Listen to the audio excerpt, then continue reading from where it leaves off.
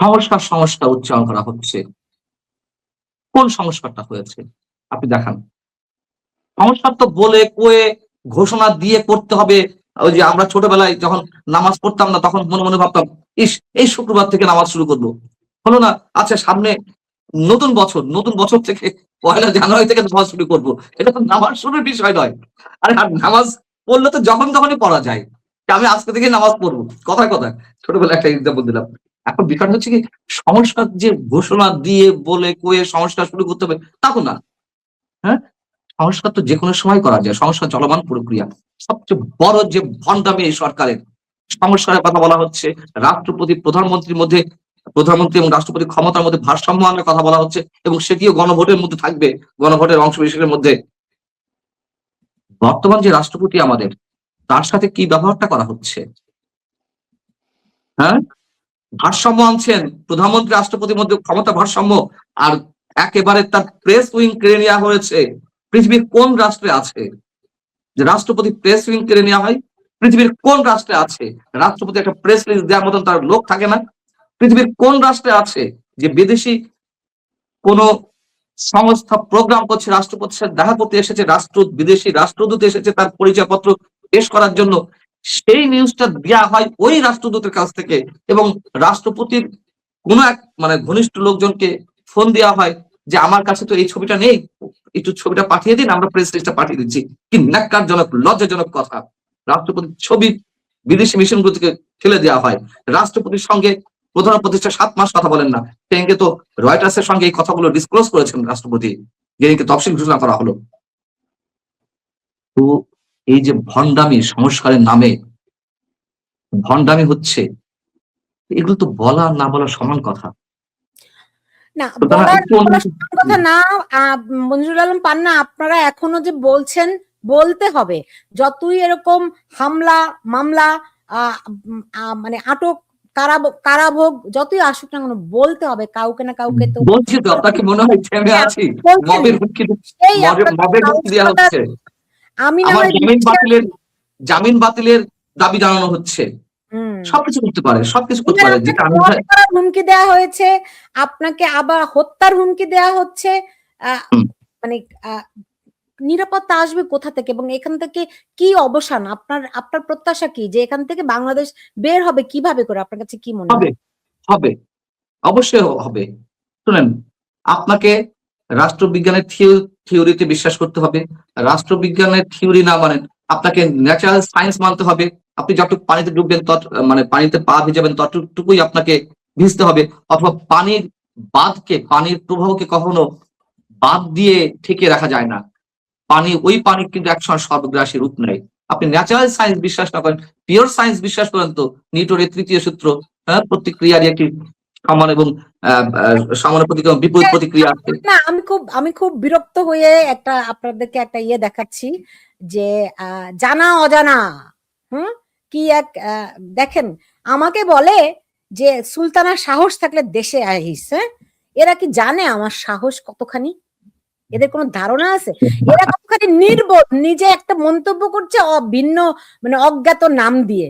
এদের কোনো ধারণা আছে যে একটা সৎ মানুষের সাহস কতটা থাকতে পারে? মঞ্জুরুল আলম পান্না, আপনি তো নিজে বুঝেন যে কোনো অন্যায়ের কাছে আপনি মাথা নত করবেন না, কারণ আপনার সাহস আসে আপনার নৈতিকতা থেকে, সততা থেকে। এদের কোনো জানা আছে? এরা জানে সততা কাকে? আপনার পক্ষ হয়ে আমি বলছি, আপনার হয়েই আমি বলছি, কারোর সাথে আমরা চ্যালেঞ্জ করতে চাই না। আমরা জানি অপশক্তি, অশুভ শক্তি যে কোনো কিছুই ঘটাতে পারে।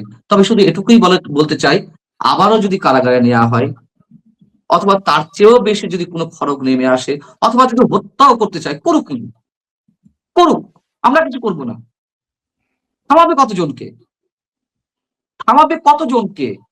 আমি যেটা বলছিলাম, আপনি কোন থিওরিতে বিশ্বাস করবেন? আপনি ন্যাচারাল সায়েন্সের থিওরি অ্যাপ্লাই করবেন, আপনি রাষ্ট্রবিজ্ঞানের থিওরি অ্যাপ্লাই করেন, আপনি পিওর সায়েন্স থিওরি অ্যাপ্লাই করেন, আপনি প্রকৃতির প্রতিশোধ বলে তো একটা কথা আছে। আমি তো অন্তত ঈশ্বরে বিশ্বাসী, সৃষ্টিকর্তায় বিশ্বাসী। সেই সৃষ্টিকর্তা খেলা তো থাকবে না। তারপরে কি হবে? বেঁচে যাবেন? এত সহজ। পৃথিবীর কোন অত্যাচারী শাসক চেয়েছে বাঁচতে শেষ পর্যন্ত? আমি শেখ হাসিনা সরকারকে অন্যভাবে মূল্যায়ন না করি, অন্তত শেখ হাসিনা যখন দেশ ছেড়ে চলে গেলেন 12টার দিকে, উনি 12:20 বা সকালেও কি উনি বুঝতে পেরেছেন তাকে দেশ ত্যাগ করতে হবে? ভাবেননি তো, করতে হয়েছে তো, ইতিহাসে করুণতম ভাবে তাকে যেতে হয়েছে, যেভাবে ব্যাখ্যা করুন না কেন, হয়েছে তো। তো সেই সব জায়গা থেকে কেউ শিক্ষা নেবে না, তাদের জন্য আমাদের করুণা হয়। সুতরাং মাফ করবেন, আমাকে একটু উঠতে হবে। আপনাকে অনেক ধন্যবাদ জানাচ্ছি আমার সঙ্গে আজকে যুক্ত হওয়ার জন্য, এবং অনেক কৃতজ্ঞতা। আমি মনে প্রাণে কামনা করি আপনি যেন নিরাপদ থাকেন। কণ্ঠ থামাবেন না নিশ্চয়ই, আমি জানি, আপনাকে বলতেও হবে না, কিন্তু আপনি যেন নিরাপদ থাকেন, সতর্ক থাকেন, সেই দোয়া, সেই কামনা, সেই প্রার্থনা আপনার জন্য থাকলো। আপনি ভালো থাকুন। ধন্যবাদ মঞ্জু ভাই, ভালো থাকেন। সরি আমাকে উঠতে হচ্ছে। জি, জি। অবশ্যই, ঠিক আছে, ধন্যবাদ। মঞ্জুরুল হক, সরি আমিও একটু ইমোশন হয়ে গেছিলাম। দেখুন, যেই মততন্ত্র, যেই জঙ্গিরা এখন দেশটাকে আষ্টে পৃষ্ঠে বেঁধে ধরেছে, মানুষ শুধু জানতে চায় এর থেকে মুক্তির উপায় কি আছে। একটা নির্বাচন হয়তো মুক্তির একটা পথ হতে পারত। মঞ্জুরুল হক, আপনি সবসময় বলে এসেছেন নির্বাচন হবে না। এই যে নির্বাচন 12ই ফেব্রুয়ারি যে নির্বাচন আর তফসিল দিয়ে রেখেছে, তো সেই নির্বাচন বন্ধের পায়তারাই কি এখন চলছে? ভারতের সঙ্গে পায়ে পা বেঁধে এই সরকার যেমন প্রথম থেকেই একটা ঝগড়া বাঁধানো, যুদ্ধ বাঁধানোর প্রয়াস করে আসছিল, এখনো কি সেই প্রচেষ্টা আবার নতুন করে তারা শুরু করছে? সেই প্রচেষ্টা নতুন করে এসছে, তবে ভারতের সঙ্গে পায়ে পা বাঁধিয়ে যুদ্ধ হোক বা না হোক, ভারতের সাথে বিবাদ শুরু হোক বা না হোক, নির্বাচন পেছানোর জন্য ঠিক নির্বাচনের স্টেক হোল্ডার যারা, তারাই কিন্তু আজকে অনেকে মুখ খুলেছেন, এবং প্রত্যেকটা কথার সারমর্ম হচ্ছে নির্বাচন করা ঠিক হবে না বা নির্বাচন হবে না। নাহিদ থেকে শুরু করে, নাহিদ ইসলাম থেকে শুরু করে আপনার এনসিপির অনেক নেতা, তারপরে আপনার নুরু সাহেব, ভিপি নুরু, তিনি, জামাত প্রথম দিনই বলেছেন, যেদিন আপনার হাদি যেদিন গুলি খেয়েছে ওই দিনই রাতের বেলায় জামাত বিবৃতি দিয়েছে যে হাদির কে আক্রমণকারীকে গ্রেপ্তার না হওয়া পর্যন্ত, তার শাস্তি নিশ্চিত না করা পর্যন্ত নির্বাচন করার কোনো সুযোগ নেই। খেয়াল করবেন কথাগুলো। তো এই যে বক্তব্যগুলো এসছে, এই বক্তব্যগুলো কারা দিচ্ছে? আওয়ামী লীগ দিচ্ছে না, বা নির্বাচন যারা চায় না এরা দিচ্ছে না। যারা নির্বাচন চায়, যারা নির্বাচনের জন্য ট্রেনে সবার আগে উঠেছে, এবং যারা নির্বাচনের প্রধানতম স্টেক হোল্ডার, যে 4টি দল, সেই 4টি দলের বিএনপি বাদে বাকি 3টি দলই বলছে নির্বাচন হবে না।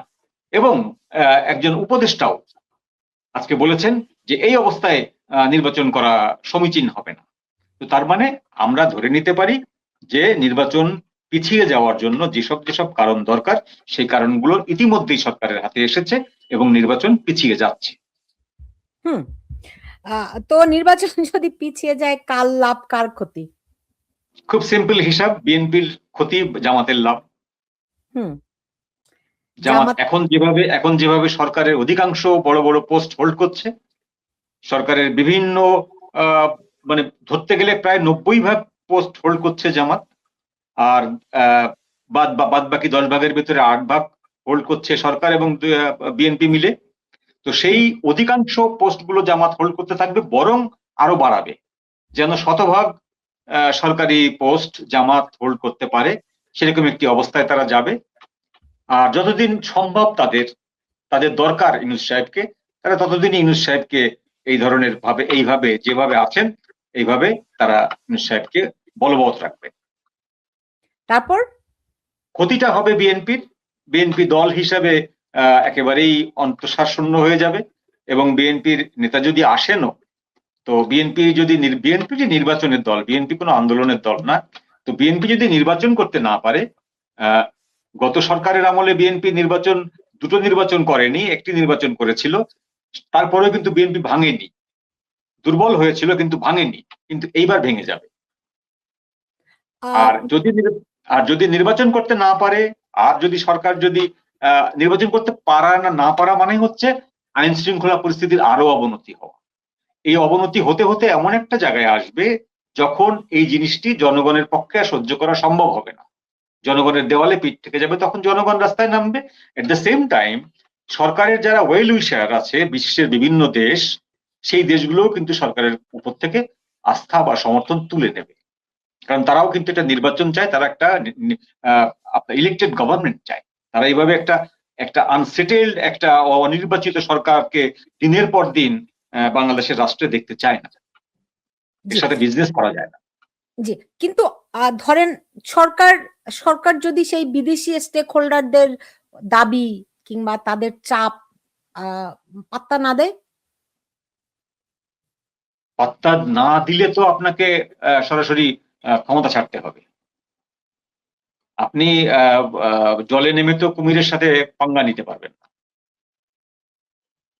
আপনাকে আপনি আপনি যে বন্দর টন্দর দিচ্ছেন, আপনি যে করিডোর দিচ্ছেন, আপনি যে এটা ওটা লিজ দিচ্ছেন, সেগুলো তো আপনার মনের খুশিতে দিচ্ছেন না, আপনি তো একটা এগ্রিমেন্টের ফলেই দিচ্ছেন, যে এগ্রিমেন্টের বিষয়বস্তু জনগণ জানে না, নন ক্লোজার এগ্রিমেন্টের বলেই আপনি এগুলো দিচ্ছেন। তো সেই জিনিসগুলো আরো যে যে জিনিসগুলো বাকি আছে সেগুলো আপনি দেবেন।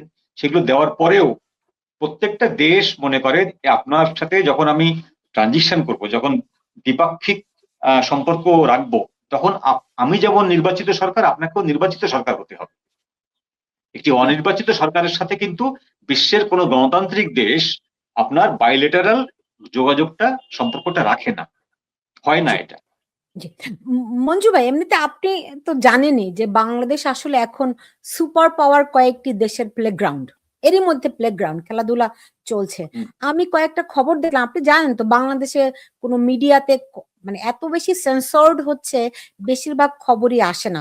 আমি কয়েকটি খবর বিভিন্ন সূত্রের মাধ্যমে জানতে পারলাম যে অন্তত 32 জন বিদেশি বাংলাদেশে টার্গেটেড কিলিং এর শিকার হয়েছে। এর মধ্যে একটি বড় অংশ আমেরিকান, পাকিস্তানি এবং টার্কিশ, তিনটি দেশের প্রায় 32 জন নাগরিক হত্যাকাণ্ডের শিকার হয়েছেন, যেগুলো কোনো খবরে আসছে না। এটি একটি প্রেক্ষাপট। আরেকটি প্রেক্ষাপট হচ্ছে গিয়ে বাংলাদেশের ভেতরে বাংলাদেশের নাগরিকরাই বিভিন্নভাবে গুপ্ত হত্যার শিকার হচ্ছে, যেগুলো কোনো গণমাধ্যমের খবরে আসছে না। সেই সংখ্যা কত আমাদের কাছে অজানা। এই যে প্লেগ্রাউন্ড, সুপার পাওয়ারদের প্লেগ্রাউন্ড, তো এটি এখন কোন দিকে ধাবমান? এটি খুব বাজেভাবে স্প্রেড করছে এবং আরো করবে। সেটি হলো যে আপনি আমাদের দেশের অভ্যন্তরীণ যে গুপ্ত হত্যাগুলো হচ্ছে, সেগুলো হচ্ছে আইন শৃঙ্খলা পরিস্থিতির অবনতির কারণে এবং দায় দায়িত্ব না নেওয়ার কারণে।